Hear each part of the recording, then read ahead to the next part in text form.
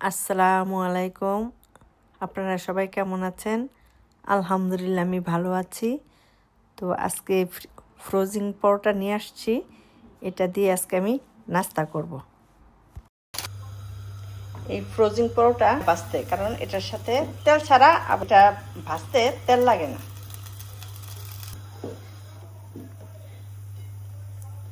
পরোটাটা ওই পাশ মনে হয়ে গেছে, ফুলে গেছে দেখা যাচ্ছে। হ্যাঁ, এই যে পাশ হয়ে গেছে। এটা রেডিমেড, এইটার পরোটার নাম হচ্ছে রেডিমেড পরোটা। শর্টকাটে তাড়াতাড়ি নাস্তা বানানো যায়। পরোটা প্রায় হয়ে গেছে।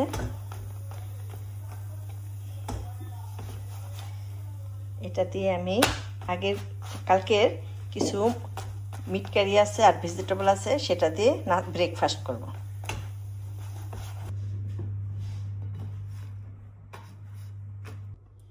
ধনিয়া পাতা কেটেছি, তারপর কাঁচামরিচ, তারপর পেঁয়াজ, এগুলো সব দিব। এখন একটা ডিম ভাজবো। ফাঁকি আর একটু ধনিয়া আর একটু হলুদ দিয়ে দিলাম, সাথে একটু লবণ।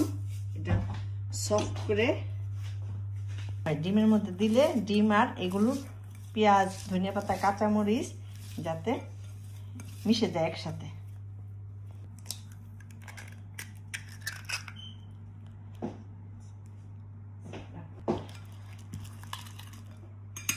এখন একটা চামচ দিয়ে সুন্দরভাবে মিক্স করব।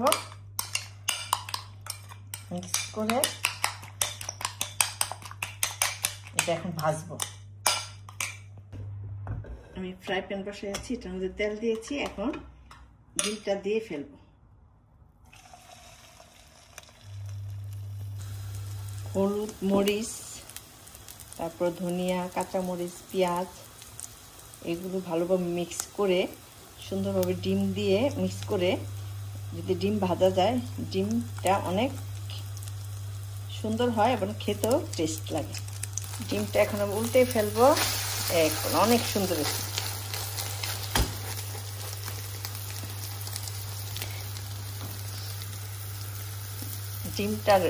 ডিম ভাজা আর রেডিমেড পরোটা দিয়ে আমার সকালের ব্রেকফাস্ট আজকে।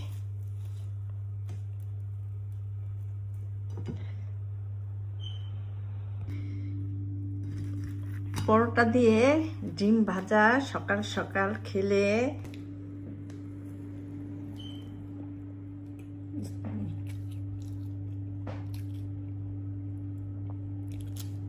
অনেক মজা।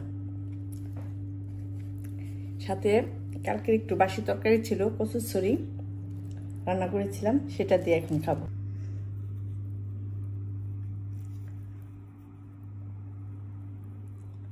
সফট হয়েছে কচুরছড়িটা।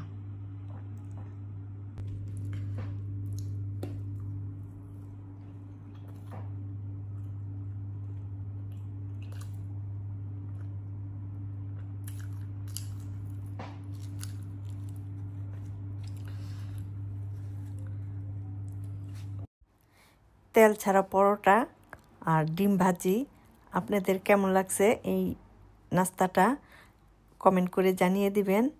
আর লাইক, শেয়ার, কমেন্ট করবেন এসজি ফ্যামিলি ব্লগে। আর আমার পাশে থাকবে।